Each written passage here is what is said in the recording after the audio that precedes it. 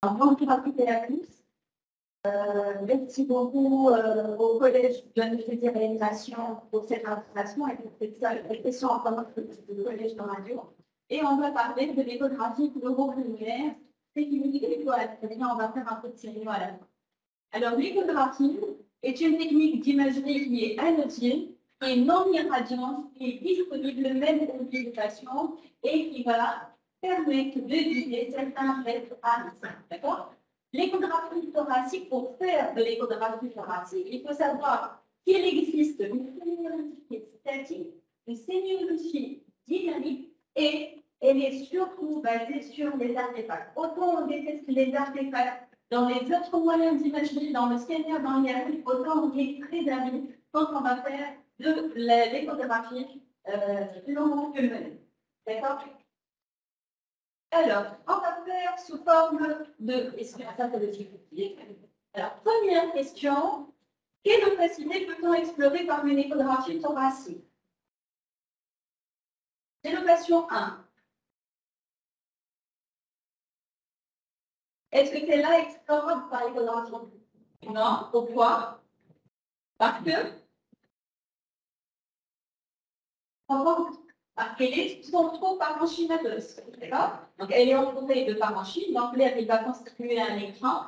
Donc, inutile d'envoyer un patient pareil pour exploration par l'échographie. Celui-là, cette opacité-là, oui, puisqu'elle est périphérique, elle est accessible. Ici, où est l'anomalie? Donc,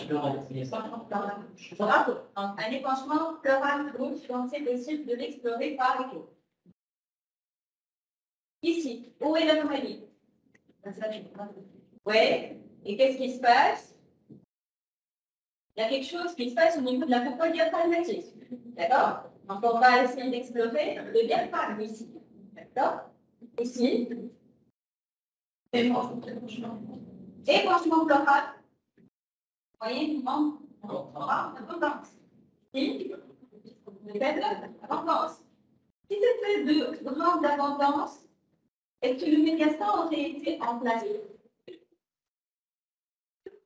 Normalement, le médiastin serait dédié à toi. Donc, quand on a un épanchement d'une telle abondance et que le médiastin reste en place, il faut se poser des questions. Il y a peut-être quelque chose qui fixe le médiastin. Là également, l'échographie est utile pour voir qu'est-ce qui se passe avec les épanchements. Là, on a fait les références. Alors, quelles sont les indications de l'échographie thoracique dans l'exploration des opacités périphériques, parenchymateuse, pleuropariétale? On va voir si elles sont de nature liquidienne ou tissulaire, mais prenons pas l'échographie dans le cadre de l'urgence, parce qu'un patient peut arriver et vous allez trouver une lésion de nature traumatique, comme il peut avoir des lésions déjà au préalable qu'il ne connaît pas, que lui-même ne sait pas qu'il est porteur de ces lésions-là, et vous allez les découvrir et les explorer. Ou bien les explorations des dépensements pleuraux, voir l'abondance, l'association avec le lapsus, l'état de la plaie, l'association d'un dépenchement pleural à un collapsus, le repérage pour une fonction ou un drainage, l'exploration du diaphragme en cas de surélévation diaphragmatique. Est-ce que c'est la cinétique qui est coupable? Est-ce que le diaphragme est continu? Est-ce qu'il y a un épanchement sous-pulmonaire? Est-ce qu'il y a une masse intra-abdominale qui soulève la coupole diaphragmatique? Est-ce qu'il y a un collapsus qui va rétracté ou bien qui va tirer vers le haut le diaphragme, ou bien en post-opératoire quand il y a un échec de sevrage, et même quand les patients sont en réanimation, il y a un échec de sevrage, il y a l'intérêt de faire une échographie diaphragmatique. Et il y a également l'exploration de la paroi, et on peut diagnostiquer des fractures de plaques qui passent inaperçues sur les radios standards et sur le scanner par l'échographie. Et bien sûr, le guidage, donc le guidage des gestes, donc ça va sécuriser les différents gestes de biopsie, de drainage, etc., particulièrement dans le cas de. Alors, deuxième question. L'exploration du thorax nécessite une sonde convexe ou une sonde linéaire? Les deux. Et si vous avez la patient comme ça, non, on va utiliser les deux sondes.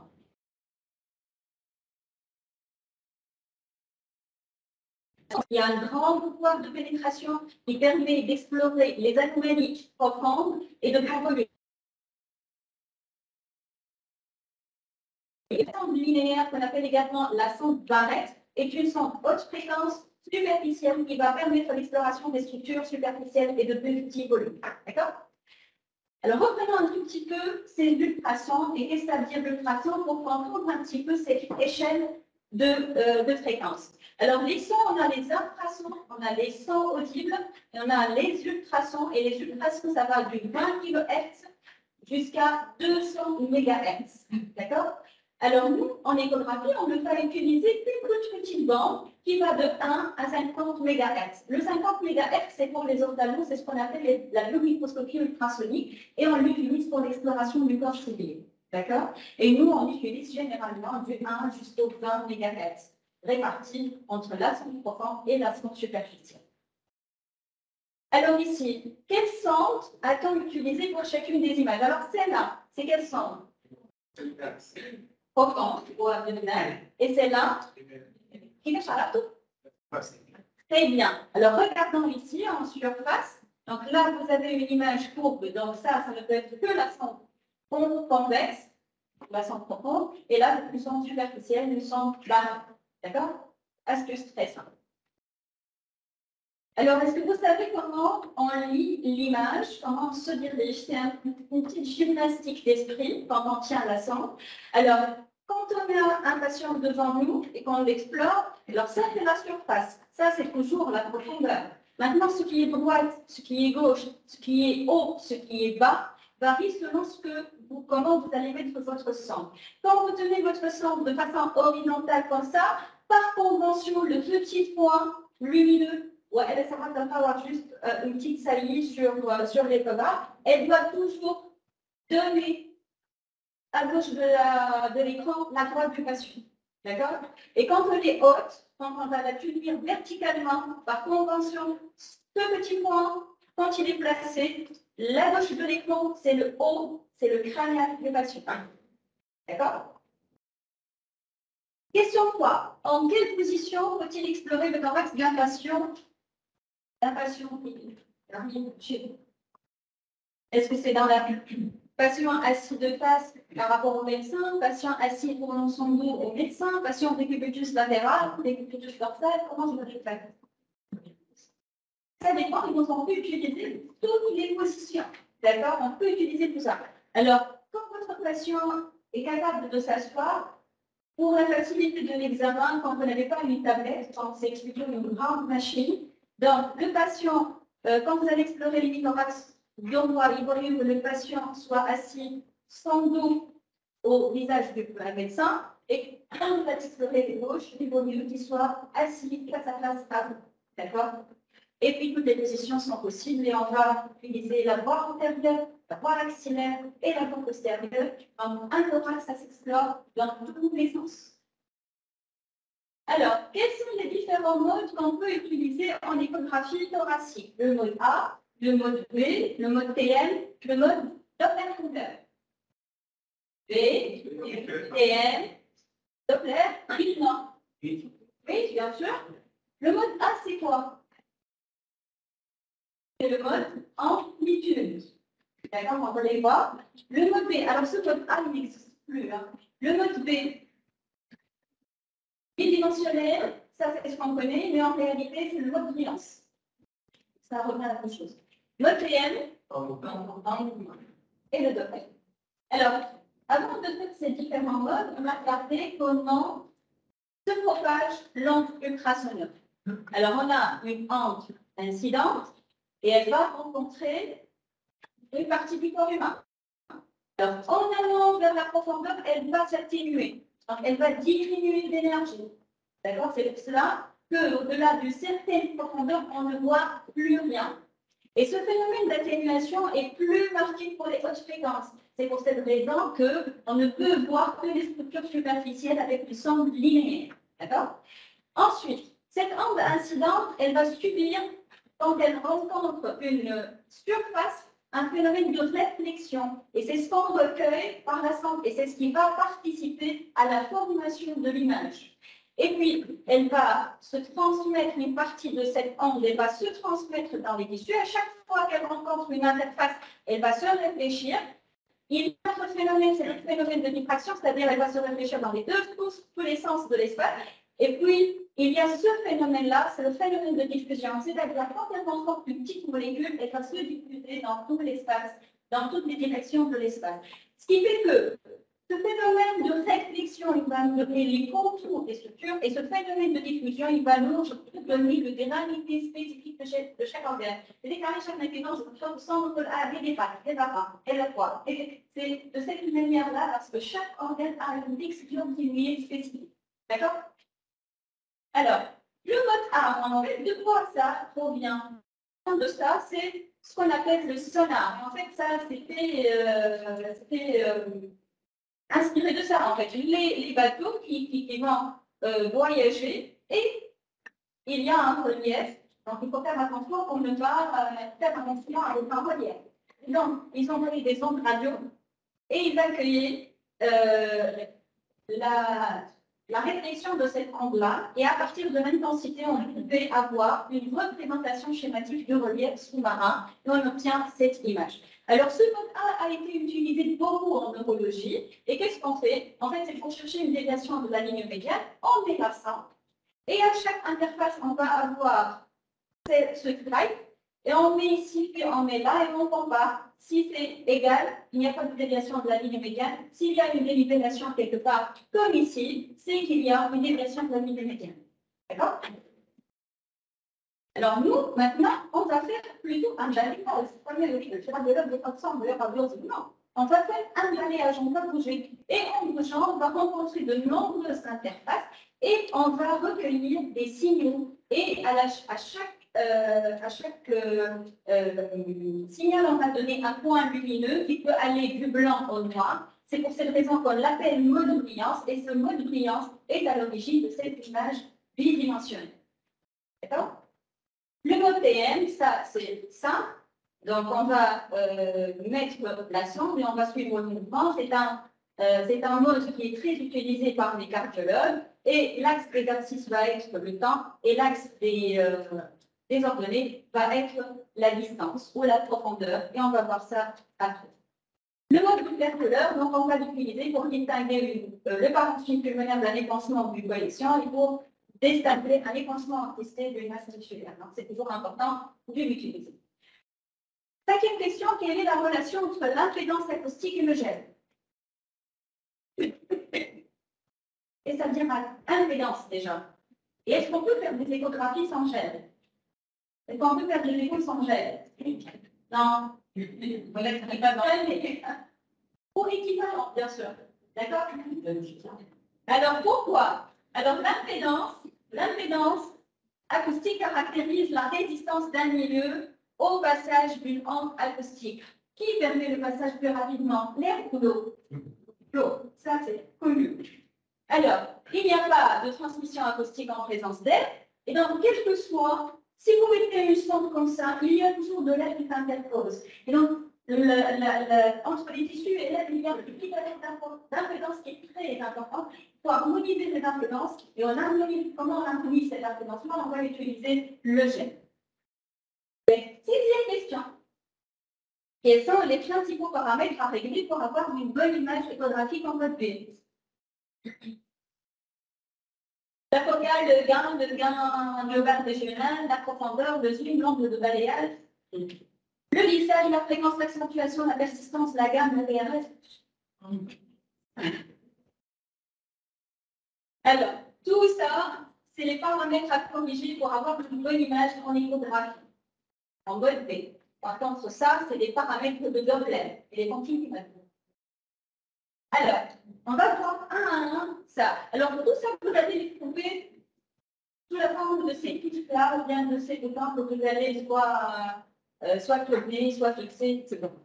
Alors, la profondeur, donc on va sélectionner une profondeur de pénétration ultrasonore pour avoir une visualisation optimale des structures étudiées. Cette profondeur, elle peut aller jusqu'à 30 cm avec certaines sondes. Alors, regardez ici, c'est le même patient, c'est la même position de sonde, et je n'ai fait que modifier la profondeur, elle est la plus profonde. Donc, cette image-là est plus profonde, d'accord? D'ailleurs, ici, on voit la limite de la masse. Par contre, ici, quand on fait très bien, cette masse comprime le cœur. Donc, on est arrivé à mieux visualiser le rapport de la masse avec le cœur. Donc, pour la même image, pour aller moins en profondeur, on peut changer de centre. On est dans la centre profond ici, la même lésion avec la centre superficie. Maintenant, le gain. Alors, le gain correspond au réglage du niveau de réception du signal sonore sans changement de l'intensité des ultrasons émis. Et regardez ici, le gain, en fait, où est-ce qu'on va le trouver sur la machine? On va le trouver ici. D'accord? C'est cette bande de petits boutons que vous allez essayer de régler. Alors, ces boutons-là, par convention, quand ils sont à l'extrême gauche, le gain est à son maximum. Qu'est-ce que ça veut dire? On recueille le maximum de signal possible et l'image doit être blanche. Par convention, quand il est à l'extrême droite, on est sur un gain qui est très faible et donc l'image est pareille plus noire comme ici. Et si je veux avoir une image harmonieuse, mon gain doit être placé de façon oblique. Les différents boutons et tout ça, je ne parle que sur les lignes obliques. La focale maintenant. La focale, c'est tout ça que paramétrer pour ces images. Qu'est-ce que ça veut dire focale? La focale, c'est là où je veux avoir le maximum d'énergie de l'onde sonore. D'accord? Je veux me focaliser, faire un focus sur une région particulière. Alors, il faut savoir que l'onde sonore, quand elle circule dans le corps, elle n'est pas comme ça. En fait, elle va être sous la forme d'un cylindre, l'eau, et après, elle va diverger. Et moi, je ne veux pas qu'elle diverge. Si elle diverge, elle va perdre de l'énergie. D'accord? Et moi, je veux plutôt qu'elle converge vers un point. Et donc, ça, c'est ce qu'on appelle la focale. Puis, je choisir la zone où je veux avoir la meilleure visibilité. Et donc, mon faisceau sonore doit ressembler plutôt à ça. C'est ça. D'accord?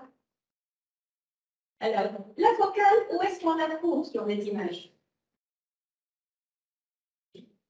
Et je vais dire, c'est des chiffres de profondeur. C'est des petits curseurs et droits. D'accord? Ça peut être une zone, comme ça peut être une petite flèche, hein, une ligne. D'accord? Il vaut mieux avoir une zone qui va avoir une ligne. Mais, allez, maintenant, on a une très belle image. Maintenant, on va pouvoir faire de l'anatomie. Alors, ça, c'est une coupe d'un espace intercostal, maçon vertical. D'accord? Donc, ici, c'est la superficie, ici, c'est la profondeur, ici, c'est le haut, ici, c'est le bas. D'accord? Alors, ça, c'est quoi? C'est les côtes. On les reconnaît parce que ça donne des arcs hyper-écogènes avec un peu d'angle postérieur. Ici, c'est quoi? C'est la graisse sous-cutanée. Entre les deux côtes, cette structure-là, c'est quoi? C'est les muscles intercostaux. Et cette ligne hyper-écogène, c'est quoi? C'est la ligne pleuro-pulmonaire, la ligne pleurale. D'accord? Donc, c'est la colonne des deux feuillets pleuraux avec un interface avec le poumon. D'accord? Alors, cette répétition, c'est les lignes A. D'accord? Donc, la répétition de la ligne pleurale, c'est un artefact également. Et c'est les lignes A, ça signifie que le parenchyme pulmonaire est normal. D'accord? Ces lignes-là, c'est quoi? C'est les lignes B. Comment vous les décrivez, les lignes B? En tête comète. Pourquoi on a cette tête comète? Alors, on va les je peux les expliquer. Alors, on voit cette tête comète parce qu'on a une différence d'impédance entre les différentes structures pulmonaires. Toutes les questions d'impédance dans les groupes. Alors, qu'est-ce qu'on a à l'intérieur du poumon? On a de l'air et on a des septa interlobulaires de l'interstitium. Et quand on a cette différence d'impédance entre l'interstitium et l'air, on aura ce petit artefact qui est en comète. Ce qui est important, c'est qu'au niveau d'un espace intercostal, il ne doit pas y avoir plus de froid.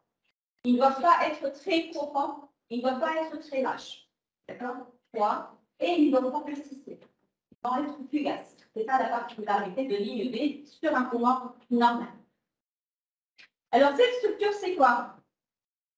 Cette ligne hyper-écogène, c'est le diaphragme. Alors, le diaphragme, on peut le voir en inspiration et en expiration. Bien sûr, on inspire, il se contracte, il est donc plus élevé. D'accord? Quand on fait une vue agrandie du diaphragme, qu'est-ce qu'on va voir? On va voir trois lignes en réalité. On va voir une première ligne du côté du thorax, c'est la plaie. Une ligne du côté de l'abdomen, c'est le péritoire. Et entre les deux, on peut avoir une troisième ligne, sinon ça peut être un espace qui est hypoécogène, c'est le diaphragme, le muscle lui-même. Et ça, c'est la structure diaphragmatique normale. Alors, quand on n'arrive pas à voir très bien cette ligne, ce diaphragme, et qu'on ne sait pas comment on va le positionner, on va s'aider d'un signe qui est le signe et la zone de transition. J'espère que ça va marcher.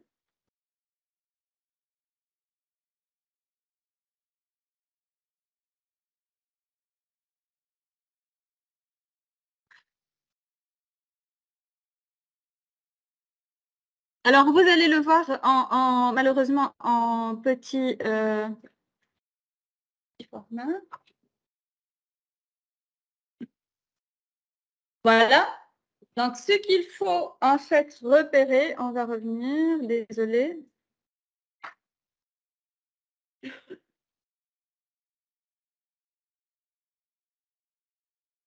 Donc, ce qu'il faut repérer, c'est ça. Regardez ici. Ça, c'est l'air dans le poumon et ça, c'est l'abdomen. Donc, le point de transition entre les deux, c'est la position la plus basse du diaphragme et ça, on appelle ça la zone de transition.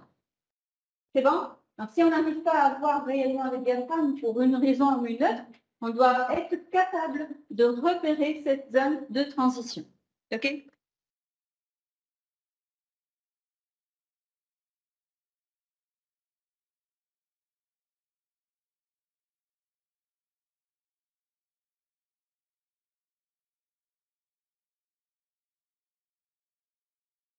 Alors, le diaphragme, on doit également être capable de l'étudier en cinétique.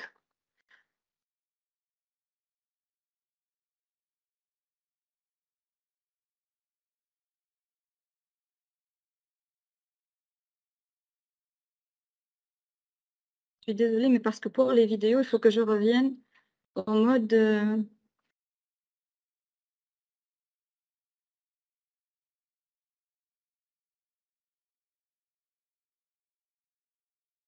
Alors, ce mode-là, c'est quel mode? C'est le mode TM. Il a beaucoup de lumière. Alors, il faut savoir que pour le mode TM, toutes les interfaces vont apparaître sous la forme de lignes horizontales quand elles sont immobiles. Et les lignes qui sont mobiles, comme le diaphragme ici, quand on met le curseur qui passe par le diaphragme, va apparaître sous la forme d'une ligne qui bouge. D'accord? Donc, en inspiration, le diaphragme s'approche de la paroi, en expiration, il s'éloigne. Et on peut, entre l'inspiration et l'expiration, calculer qu'est-ce qu'on appelle la course diaphragmatique. D'accord? Donc, voilà, on peut calculer cette course diaphragmatique entre le point le plus haut et le point le plus bas. Pradesh, la course diaphragmatique normale, au moins 2,5 cm. Maintenant, après tout ce que j'ai dit, alors vous devez être capable de me dire quelle est la coupole qui bouge, quelle est celle qui ne bouge pas.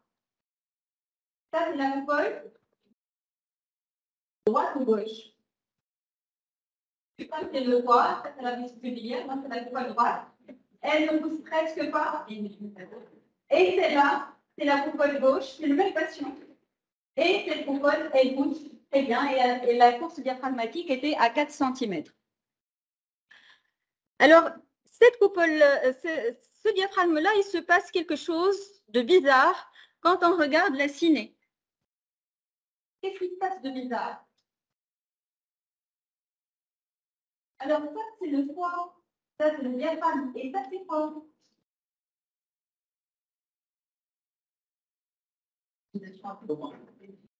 L'hépatisation de? L'hépatisation du poumon.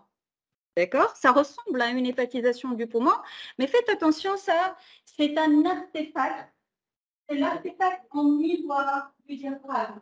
Et cet artefact en miroir, il peut aller jusqu'à voir carrément l'image du foie, les vaisseaux, etc. Et même en Doppler.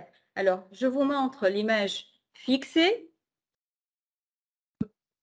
Alors, regardez, ça c'est l'image en mode B, ça c'est l'image en mode Doppler couleur, et vous avez cette image qui est complètement symétrique à celle-là. Donc ça, c'est ce qu'on appelle l'artefact en miroir. Il faut faire attention à ne pas dire qu'il y a des masses, qu'il y a des nodules dans le parenchyme pulmonaire, alors que le primum movens est dans le foie. Et en fait, comment elle explique, c'est que l'onde sonore, elle va aller au diaphragme, elle va se réfléchir et elle va revenir traverser le diaphragme. Et donc, elle va donner cette image en miroir.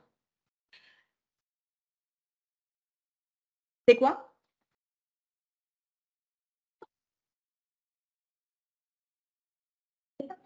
D'accord? Et il faut la connaître pour ne pas dire qu'elle est pathologique. D'accord? Alors, si on n'a pas le mot TM sur l'échographe, qu'est-ce qu'on peut faire? Toujours maintenant dans la même position, je pige l'image une fois en expiration, je pige l'image une fois en inspiration, et puis je choisis un point fixe sur mon écran, je mesure jusqu'à la récolte, et je fais la même chose aussi bien en expiration qu'en inspiration, et je calcule la différence. D'accord? Quand je n'ai pas le mot TM, je peux également m'en sortir. Alors, maintenant, le signe du glissement. Est-ce que vous avez une idée sur quoi, c'est quoi le signe du glissement?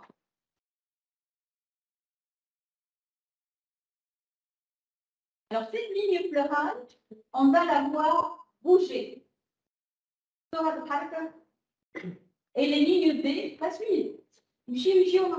D'accord? Quand on a ce signe de glissement, on est sûr qu'il n'y a pas de pneumothorax. D'accord? Quand on voit le signe de glissement, on est sûr qu'il n'y a pas de pneumothorax. Alors, on peut le voir également avec la sonde superficielle. Donc, on le voit très bien ici. Donc, vous voyez les lignes B qui bougent, la ligne pleurale qui bouge.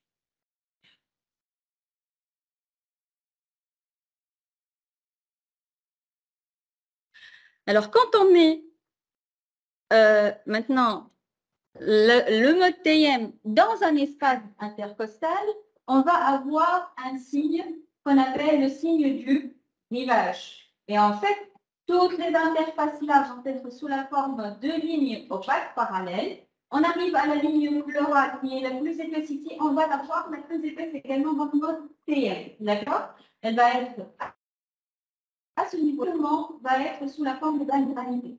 D'accord? Quand on a ce signe de rivage également, on est sûr qu'il n'y a pas de pneumothorax. Par contre, maintenant,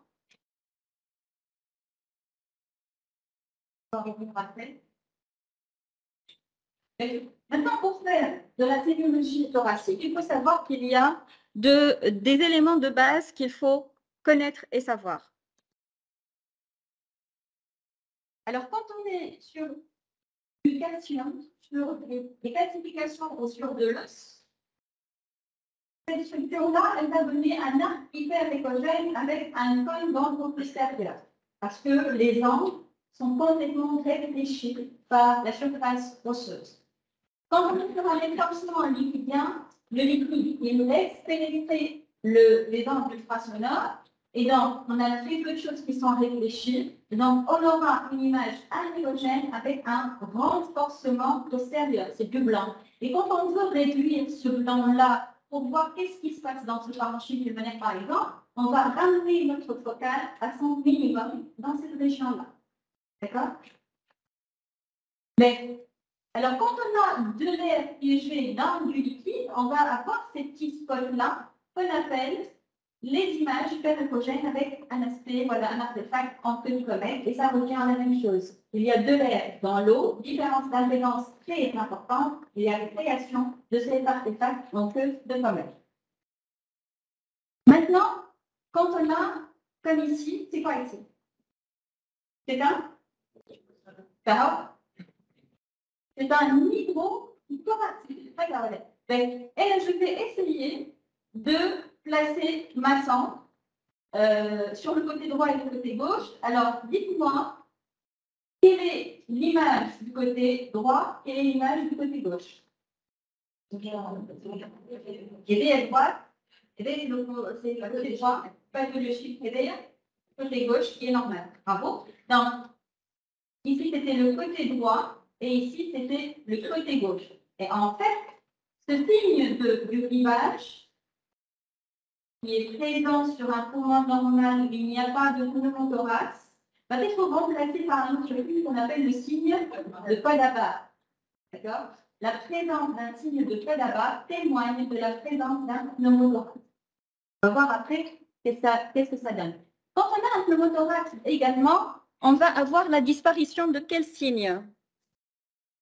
Le signe du glissement. Donc, je suis désolée de faire le va-et-vient entre...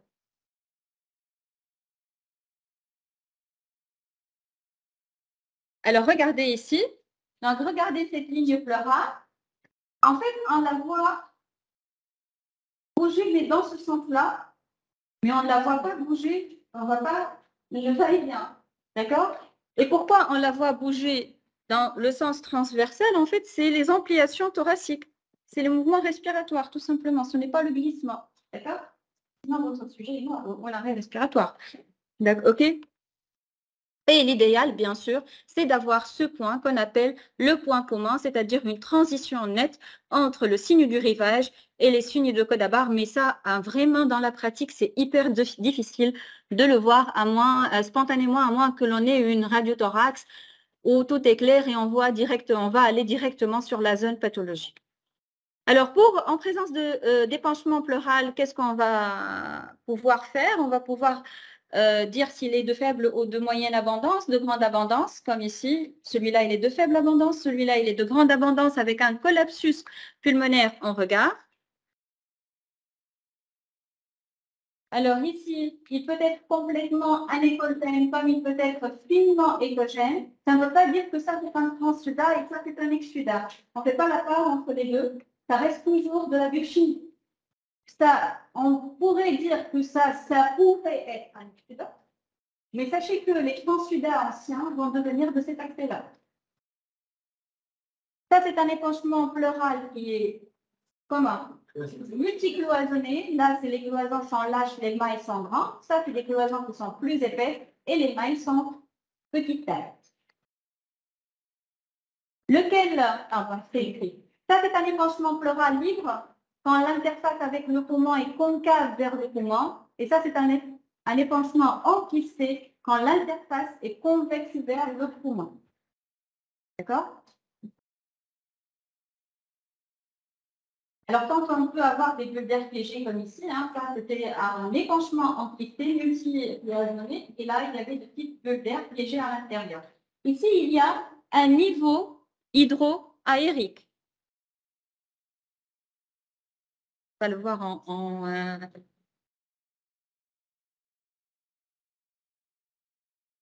va le voir. Regardez ici.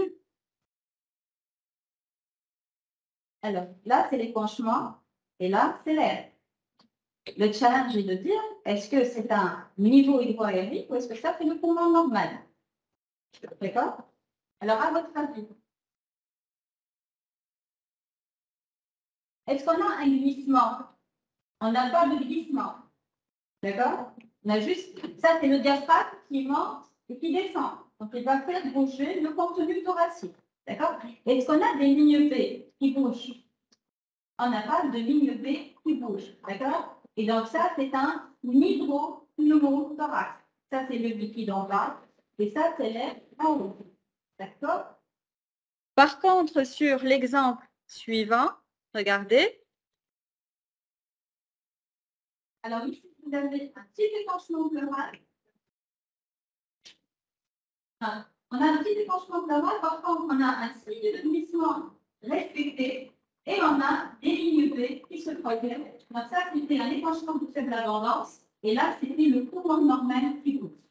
D'accord? Donc, commenter la part, c'est regarder est-ce qu'il y a un signe de glissement et regarder s'il y a, oui ou non, des lignes B pour faire la distinction entre les deux. Alors, on peut voir de l'épaississement pleural qui peut être régulier, irrégulier, qui peut être nodulaire, etc. Et quand on passe sur de l'épanchement avec le temps Tm, on va avoir un signe qui est celui de la sinusoïde.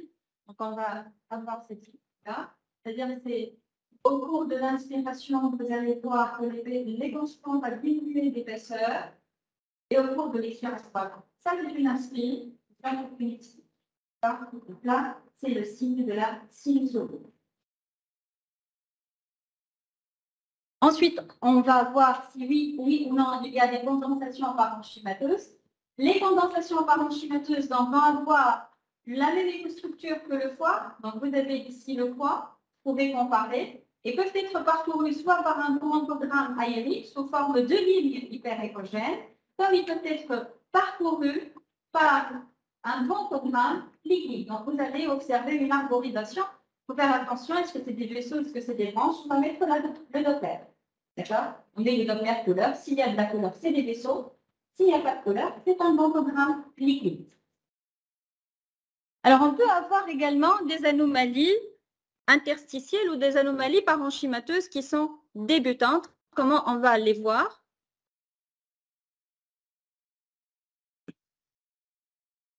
Alors, quand on a de petites choses qui arrivent dans le parenchyme pulmonaire en sous-pleural, on va avoir une fragmentation de cette ligne pleurale. Vous voyez, ce n'est pas une ligne hyperéchogène qui est continue. Elle devient fragmentée. Alors, quand on met la sonde superficielle, on voit très bien ça. Donc, ça, c'est une ligne pleurale, mais qui n'est pas d'aspect normal. Elle est fragmentée. Elle est interrompue à plusieurs reprises.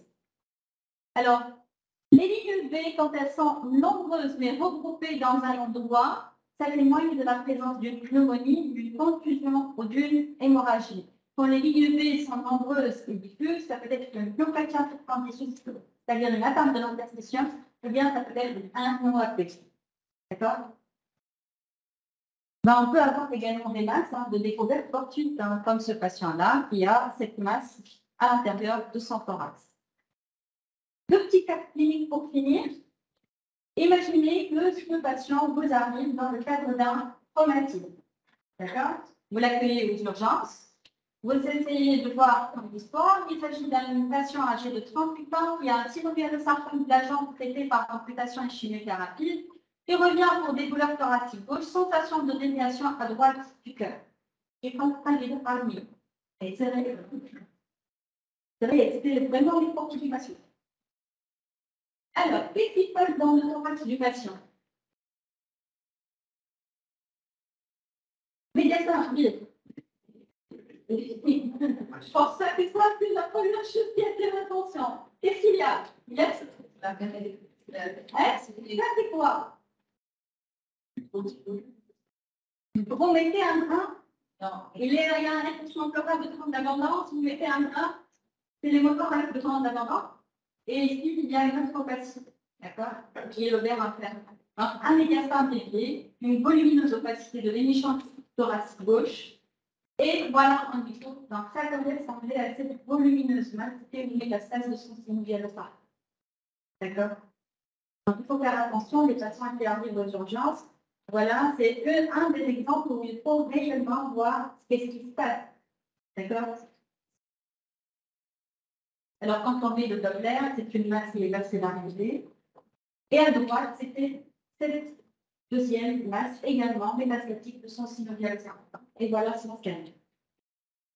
Deux énormes masses parenchymateuses.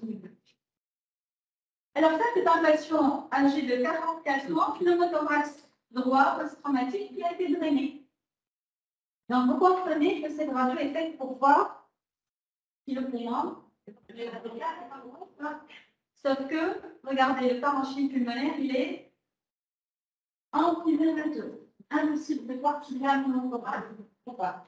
C'est bon, on l'a vu. Et voilà, on fait une écho. Je place ma sonde à ce niveau-là. Bien sûr, le pneumothorax, je ne vous l'avais pas, mais je dois explorer, c'est pas lié pour. Je mets ma sonde ici. Qu'est-ce que je vois? Je vois un rivage. Il n'y a rien de particulier. Je pense qu'il y a une petite vidéo.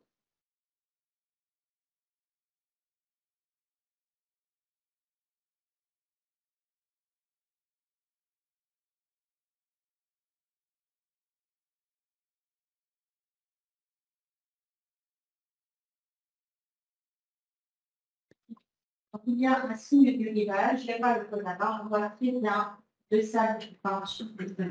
D'accord? Alors maintenant, on va placer la sonde ici, latérale et basique sur droit. Et on regarde ce qui se passe.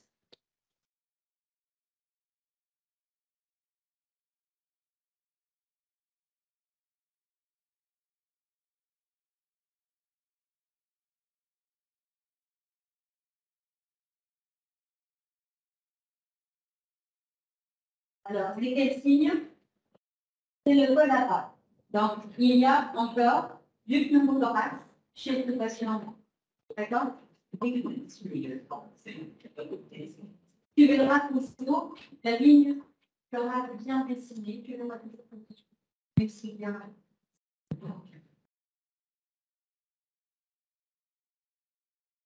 Ben. Et donc, ce patient avait également un petit épanchement pleural et ça montrait le signe de la sinusoïde qu'il y avait il y a quelques instants. D'accord?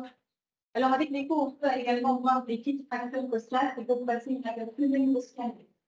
Et dès que le patient vous montre un point douloureux qui est toujours là, n'hésitez pas à mettre la sonde, vous allez voir les petites discontinuités de corticales, et moi, je peux. Voilà. Sur les questions.